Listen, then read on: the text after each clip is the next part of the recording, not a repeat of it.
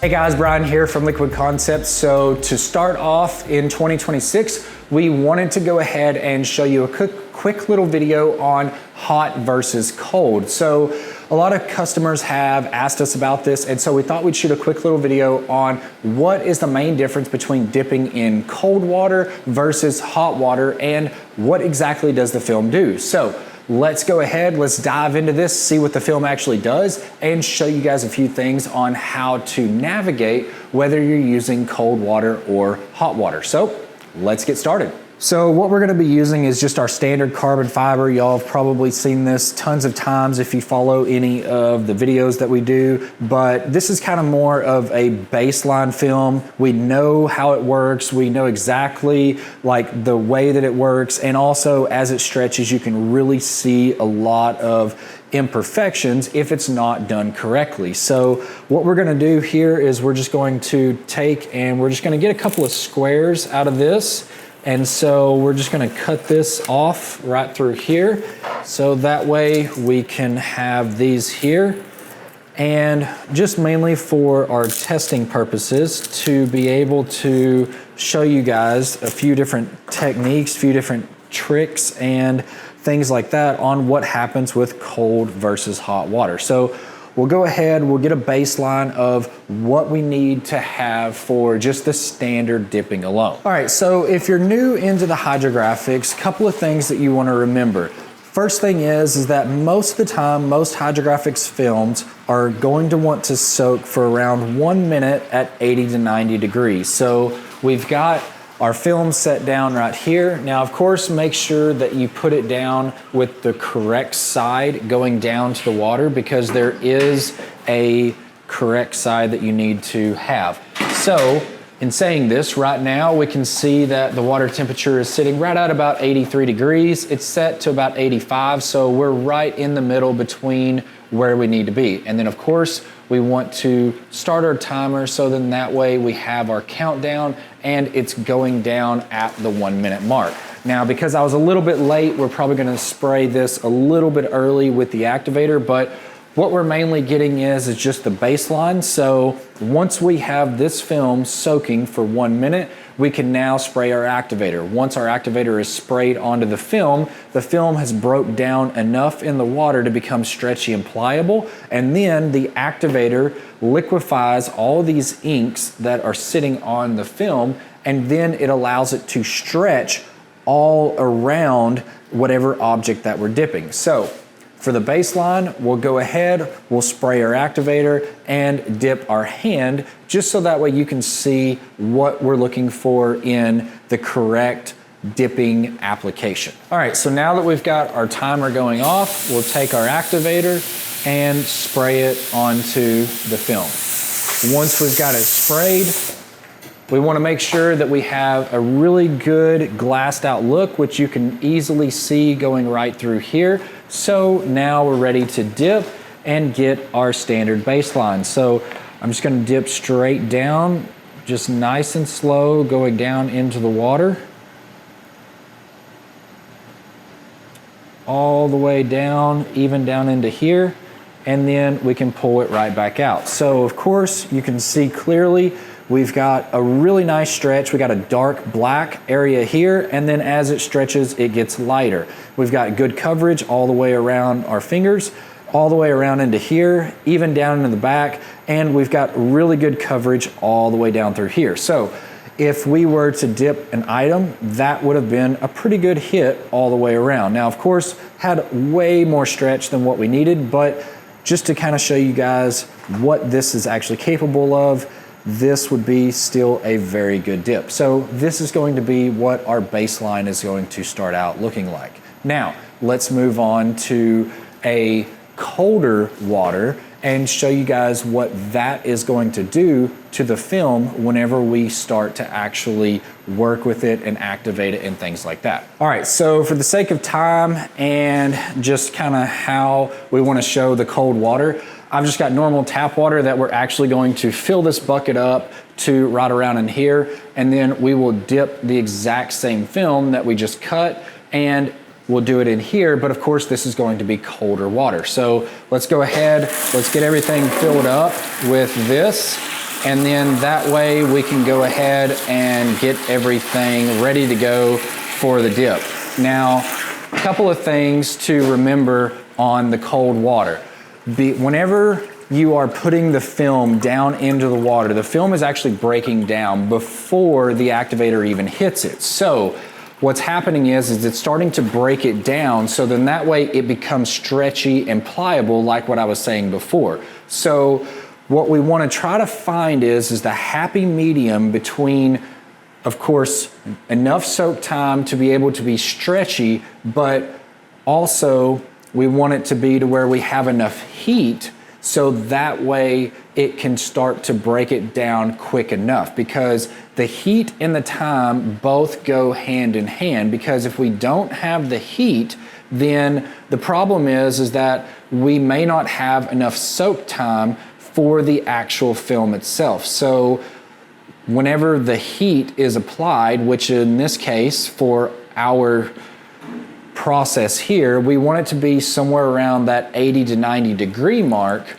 then what happens is that the heat will actually help break down the film faster. So if it's breaking it down faster, then we can apply the activator sooner. But if it is colder and it's not getting broke down as quickly, then we're going to have to adjust our soak times to reflect the temperature of the water itself. So, all right, so we've got our temperature gauge here, and as you can clearly see, looks like it's sitting at about 65 degrees right now, maybe even a little bit less, but pretty much definitely about, say, about 20 degrees colder than what we have actually in this area right here. All right, so now that we've got all of this here, we can go ahead and get this ready to go for laying it down.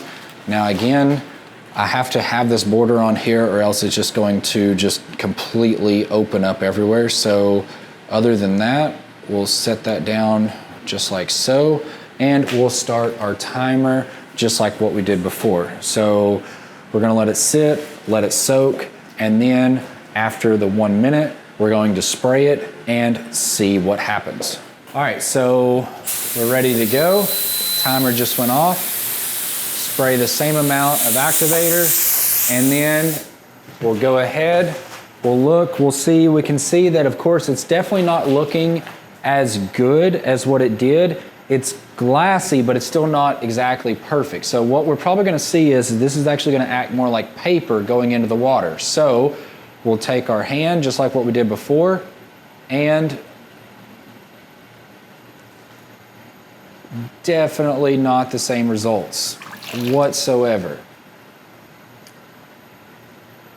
So just from that 20 degree mark on 65 degrees versus maybe 85 degrees here, we can clearly see a very big difference. Now, you might say, well, that was upside down, but it actually wasn't. We had it the right way, just like what we did before. But this actually could look like it was upside down because it just acted almost like paper in the water. We got pretty much no stretch. We got a little bit, but absolutely nothing that we did whenever we first started down here. And so with this right here, it pretty much just didn't stretch at all. We had enough activator, but we didn't have enough heat and the soak. So therefore, that also tells us that if we don't have maybe hot water, then we're going to have to adjust our soak times to account for possibly more time in soaking, so that way it has more time for the film to break down because there's less heat, and therefore whenever we spray our activator, it still stretches all the same way. So let's do one more comparison, and this time I'm actually just going to double the amount of time that it's sitting on the water. I'm not saying that you need to double it for every 10 degree or 20 degree of water difference, but this is just more or less just an example of what we can try to do to try to help fix that. Dialing in the film is definitely something that you want to do. So you might see that at 65 degrees, you might need to be at 2 minutes and 20 seconds, or maybe 2 minutes, or maybe 1 minute 30. I don't really know, but that's where dialing this in, just like what we're about to do is really going to be helpful. So we'll get this off, we'll clean this up, and then we'll set another piece down and show you guys the end result. All right, so let's try this again. We've got most of it cleaned off again. Not exactly perfect, but we've got most of it cleaned off, so we'll go ahead and get everything laid back down, set it down just like what we had before. Now, again, we've got 65-degree water-ish, somewhere around in that area. Now, I have started my timer, but you'll notice that I do have a 2-minute timer instead of a 1-minute timer. So we'll let this one sit for around 2 minutes and see what happens. And so what I think you're going to see is that, number one, you're definitely going to see the film after it's activated, it's going to glass out really well. Maybe not 100% the best, but it's definitely going to glass out a lot better. It's not going to look like just kind of water sitting on top of paper. It's going to glass out a lot better. It should wrap a lot better. Now, I don't know at the 2-minute mark if maybe we need to go to 30, maybe we need to go to 3, maybe we need to back it back down to 1:45, but somewhere around in that area should be pretty close as just a good starting point on which way we need to go. And then if it still does the same thing whenever we go and take our hand going down into the water, still does the same thing as what we did on the second dip, then of course we need to up the time even more, because again, less heat, this film is not breaking down as much, so therefore we need longer soak to allow it to break down more. So we got about 45 seconds left. We'll sit here, we'll let it soak for the rest of that time, and then spray the activator and show you guys the end result. All right, so 2 minutes on the water, and try to spray this again, very similar. And now we can see that the film has definitely got a lot better glass going all the way around, and we're also going to test it to see how it actually looks. So again, I'll go down slower, going down into the water, and we'll see what this looks like. So coming back out, this is starting to look a lot better. You can see that I've got full coverage all the way around the fingertips, but I'm still not getting maybe a complete stretch. I'm very, very close. So I could probably even make this work for a little bit amount of film that I had for as much stretch as what I'm getting. So I'm within the ballpark of this actually working and stretching now. But you can clearly see just in that little bit of difference, the 20 degrees that we have from this bucket here to this tank right here, the temperature definitely needed to change to get similar results in the same dipping style that we're doing. So overall, I'd say this is pretty close to where we might need to be. We could probably still do a little bit more fine tuning on it, but overall we've got a dark black area here, and as it stretches it goes lighter. Same thing here, dark black, and then as it stretches it goes lighter. So we're definitely getting what we needed to start with as our baseline from whenever we did it in the tank itself. So as you can clearly tell, the water temperature definitely does affect the film. Just even that 20 degrees that we had from the 65 all the way up to say 85, it definitely made a big difference in the soak times that you have. So if you're wanting consistent results, always try to keep your water temperature the same, whether it be 80, whether it be 70, whether it be 60 or 90. It doesn't really matter too much on that, but what really matters is that you get your soak times dialed in to the temperature that you're dipping at. So let's say that maybe the heater went out in the tank, or maybe you don't even have a heater. That's still okay, but you need to at least know that if you have lower water temperature, then you need to have a higher soak time. And so by testing those films, getting those dialed in, kind of like what we did just right now, you can clearly see where it needs to kind of be and at what times those soak times might need to be. So hopefully this video has really helped you guys out. If you have any questions or comments, definitely leave them below. We'd always love to hear from you. And if you like the video, hit the like button, as well as if you'd like to see other videos like that, hit the subscribe button. We'd always love to have you subscribe to our weekly tips on anything hydrographics related. If you're interested in getting into the hydrographics industry, definitely check out the links in the description below. It has links to the website, which has everything that you're gonna need for the hydrographics, including the tanks, the training, the film, activators, supplies, anything like that for the hydrographics. It's all there on the website, so definitely make sure to check that out. I'm Bryan from Liquid Concepts, and this is how we customize your world. We'll see you guys next time.